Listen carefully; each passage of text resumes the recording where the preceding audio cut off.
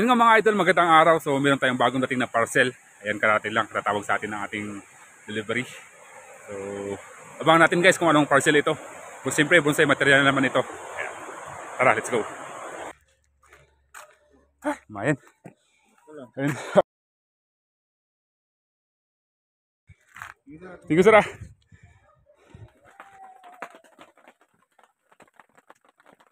Yan idol, may bago tayong dating na mats. Ayan, may bago na naman tayong bonsai material. Galing nga itong Vegan Ilocosur kay Sir Joshua Aguilar. So bubuksan natin guys, i-unpack natin, unwrap natin kung anong itsura yung nakuha natin. So formal upright lang ito mga idol. Hanggang isa kalaki. Buksan natin i-unpack mga idol.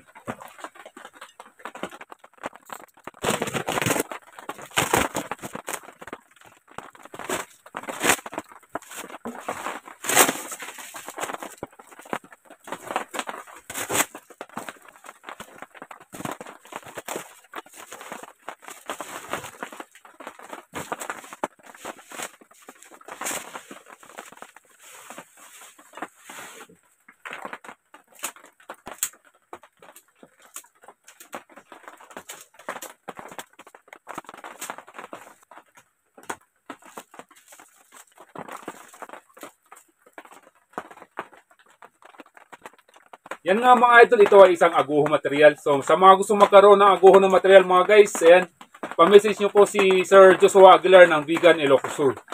So pa-PM na lang po para makakapag-send po sa inyo ng mga available na mga aguho material. So marami siyang mga aguho sir.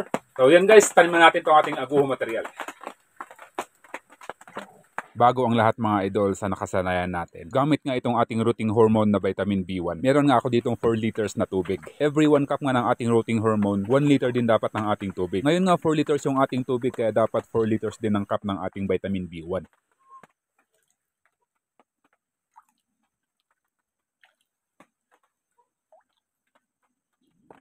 Sa lahat nga ng mga materialis kong mga idol na nagbibiyahe, lalo na ngayong mga 8 days ang biyahe bago makarating dito sa atin sa Baguio, binababad ko nga muna sila sa mga rooting hormone.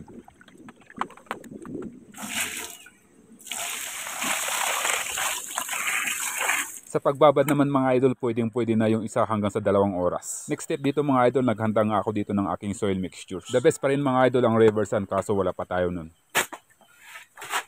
Kaya nga tiyaga muna tayo sa nakasanayan natin ang topsoil.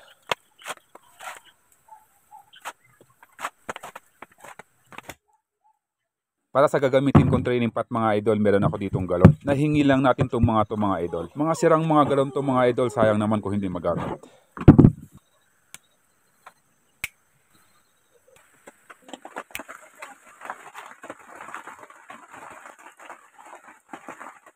Yan nga mga idol, binabad ko lang ang ating aguho material sa 2 oras sa ating rooting hormone.